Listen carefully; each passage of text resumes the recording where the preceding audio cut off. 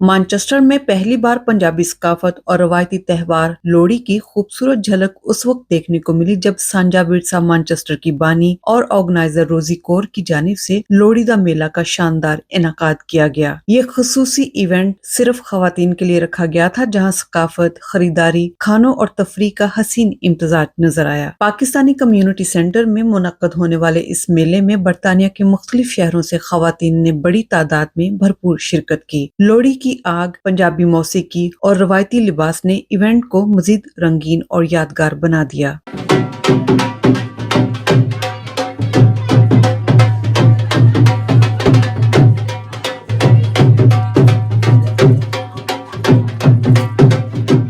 ਜ਼ਿਆਦਾਤਰ ਸੋਚਿਆ ਜਾਂਦਾ ਕਿ ਲੋਹੜੀ ਪੰਜਾਬ ਦਾ ਇੰਡੀਆ ਦਾ ਤਿਉਹਾਰ ਆ। ਨਹੀਂ ਜੀ, ਬੇਸਿਕਲੀ ਇਹ ਅਬਦੁੱਲਾ ਰਾਏ ਖਾਨ ਜਿਹਨੂੰ ਕਿ ਬਾਅਦ ਵਿੱਚ ਦੁੱਲਾ ਭੱਟੀ ਦਾ ਨਾਮ ਦਿੱਤਾ ਗਿਆ, ਜਿਹਨੇ ਕਿ ਬਹੁਤ ਸਾਰੀਆਂ ਜਿਹੜੀਆਂ ਕੁੜੀਆਂ ਸੀ ਉਹਨਾਂ ਨੂੰ ਮੁਗਲ ਰਾਜ ਦੇ ਵਿੱਚ ਜਿਹੜੇ ਰਾਜੇ ਹੁੰਦੇ ਸੀਗੇ ਉਹ ਚੁੱਕ ਕੇ ਲੈ ਜਾਂਦੇ ਸੀ, ਉਹਨਾਂ ਤੋਂ ਬਚਾਇਆ ਸੀ। ਸੋ ਦੋ ਕੁੜੀਆਂ ਸੁੰਦਰੀ ਤੇ ਮੁੰਦਰੀ ਜਿਹਦਾ ਕਿ ਦੁੱਲਾ ਭੱਟੀ ਨੇ ਵਿਆਹ ਕੀਤਾ ਸੀ, ਉਹਨਾਂ ਨੂੰ ਵੀ ਬਚਾਇਆ ਸੀਗਾ ਕਿਸੇ ਰਾਜੇ ਦੇ ਦੁਆਰਾ ਉਠਾਏ ਜਾਣ ਤੋਂ। ਸੋ ਉਹਦੀ ਖੁਸ਼ੀ 'ਚ ਆਪਾਂ ਲੋਹੜੀ ਮਨਾਉਂਦੇ ਹਾਂ हर साल। शुरका का कहना था कि ऐसे इवेंट्स न सिर्फ तफरीह फराहम करते हैं बल्कि कम्युनिटी को एक दूसरे के करीब लाते हैं। मेले में मौजूद खवातीन ने मुंतजमीन की काविशों को सराहा और कहा कि रोजी कौर की जानिब से सांझा विरसा की बुनियाद रखने का मकसद कम्युनिटी को इकट्ठा करना और खवातीन को तफरीह के साथ साथ आगे बढ़ने के मौके फराहम करना है, जो इस इवेंट के जरिए बखूबी नजर आया। तो मैंने इससे पहले कोई ऐसा मेला देखा नहीं था जो Sikh community and Muslim community ने मिलकर ऑर्गेनाइज किया है, तो बहुत मजा है, बहुत अच्छी वाइब्स हैं।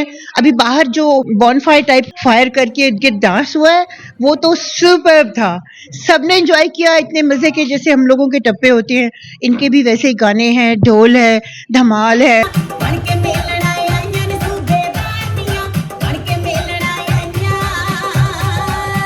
ਅਸੀਂ ਸਾਰੇ ਪੰਜਾਬੀ ਇਹ ਸਾਡੇ ਸਾਲ ਦਾ ਸਾਡੇ ਕਲਚਰ ਦਾ ਪਹਿਲਾ ਤਿਉਹਾਰ ਹੈ, ਜੋ ਕਿ ਅਸੀਂ ਆਪਣੇ ਪੂਰੇ ਪਰਿਵਾਰ ਦੇ ਨਾਲ ਆਪਣੇ ਜਿਹੜੇ ਵੀ ਆਪਣੀ ਭੈਣਾਂ, ਆਪਣੇ ਧੀਆਂ, ਆਪਣੇ ਭਰਾਵਾਂ, ਆਪਣੇ ਹਸਬੈਂਡ ਸਾਰਿਆਂ ਦੇ ਨਾਲ ਮਿਲ ਕੇ ਇਕੱਠੇ ਮਨਾਉਂਦੇ ਆ।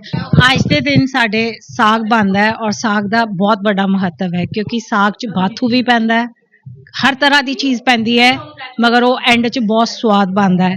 ਇਸੇ ਤਰ੍ਹਾਂ ਪਰਿਵਾਰ ਜਿਹੋ ਜਿਹਾ ਵੀ ਹੈ, ਜਿਹਦੇ 'ਚ ਵੱਡੇ ਛੋਟੇ ਮਿੱਠੇ ਕੌੜੇ ਮਗਰ ਸਭ ਮਿਲ ਕੇ ਰਹਿੰਦੇ ਹੈ, ਇਸ ਲਈ ਲੋਹੜੀ ਨੂੰ ਬਹੁਤ ਮਹੱਤਵ ਦਿੱਤਾ ਜਾਂਦਾ ਹੈ।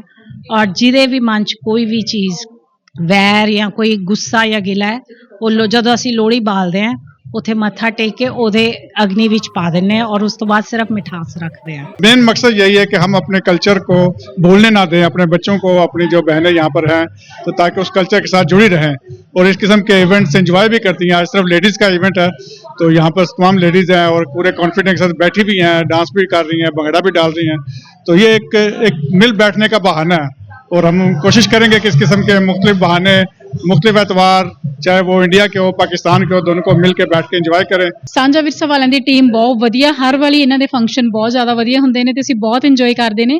ਸਪੈਸ਼ਲੀ ਸਾਡੇ ਕਲਚਰ ਨੂੰ ਇਹ ਪ੍ਰਮੋਟ ਕਰਦੇ ਨੇ, ਸਾਡੇ ਬੱਚਿਆਂ ਨੂੰ ਤੇ ਸਾਡੀ ਸਾਰੀਆਂ ਫੈਮਲੀਜ਼ ਨੂੰ ਪਤਾ ਲੱਗਦਾ ਹੈ ਕਿ ਸਾਡੇ ਕਲਚਰ ਦੇ ਵਿੱਚ ਕੀ ਹੋ ਰਿਹਾ ਆ, ਤੇ ਮੈਨੂੰ ਲੱਗਦਾ ਹੁੰਦਾ ਕਿ ਸਾਰੇ ਜਣਿਆਂ ਨੂੰ ਇੱਥੇ ਵੱਧ ਤੋਂ ਵੱਧ ਆਉਣਾ ਚਾਹੀਦਾ ਤੇ ਇਸ ਨੂੰ ਇੰਜੋਏ ਕਰਨਾ ਚਾਹੀਦਾ ਆ, ਤੇ ਅਸੀਂ ਆਪਣੇ ਪੰਜਾਬੀ ਵਿਰਸੇ ਨੂੰ ਤੇ ਆਪਣੇ ਦੋਨੇ ਦੇਸ਼ਾਂ ਦੀਆਂ ਜਿਹੜੀਆਂ ਕਲਚਰ ਦੀਆਂ ਚੀਜ਼ਾਂ ਉਹਨਾਂ ਨੂੰ ਪ੍ਰਮੋਟ ਕਰੀਏ ਤਾਂ ਕਿ ਸਾਡੇ ਬੱਚੇ ਤੇ ਸਾਡੀ ਆਉਣ ਵਾਲੀ ਪੀੜ੍ਹੀ ਨੂੰ ਇਸ ਦੇ ਬਾਰੇ ਵੱਧ ਤੋਂ ਵੱਧ ਪਤਾ ਲੱਗ सके। रवायती पंजाबी लिबास में मलबूस खवातीन ने लोहड़ी के गीतों पर रक्स किया, बोलियां डाली और डीजे की ताल पर पुरजोश गिद्दा, धमाल और भंगड़ा करके इवेंट को चार चांद लगा दिए। मेले में फूड स्टॉल्स, कपड़े, jewellery, beauty and cosmetics, mehndi समेत कई दीगर स्टॉल्स लगाए गए थे, जहां पर खरीदारी का सिलसिला भी जारी रहा। यहाँ न सिर्फ खरीदारी के मौके मौजूद थे बल्कि पंजाबी सकाफत को भी भरपूर अंदाज में उजागर किया गया। बहुत अच्छा लग रहा है कि यहाँ पर हमें पंजाब के रंग देखने को मिल रहे हैं, सबसे बड़ी बात है। और ये दूसरा प्रोग्राम बल्कि तीसरा प्रोग्राम है जो मैंने अटेंड किया है, सांझा विरसा मेला की ने जो ये